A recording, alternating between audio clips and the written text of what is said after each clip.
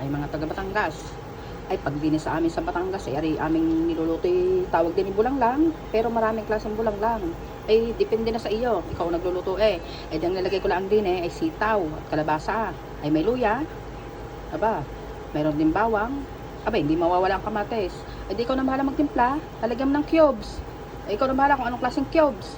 Lagyan mo rin ng ikaw nang bahala, asin, kaya kaunting patis, nasa sa iyo yun, ikaw nagluluto eh, di ikaw ang hawak mo ang bet, gayon, iti pag ang kapatid mo din may kapatid ka din ng pritong tilapia, nako, pagkasarap, at saka pritong galunggong, ay nako, at lasa ko ba ang pa ako'y taas, halina kayo, magsikain na tayo, kung nasaan man tayong parte ng mundo, ay kumain na, kung sino kakagusto na rin, ay di kain, ay ang ibang mga kabataan ngayon hindi ari kilala, ari bulang lang, hawak mo ang bet, kasi kung ikaw man ay may hawak ng iyong niluluto, di bahala ka na kung anong klaseng bulang lang.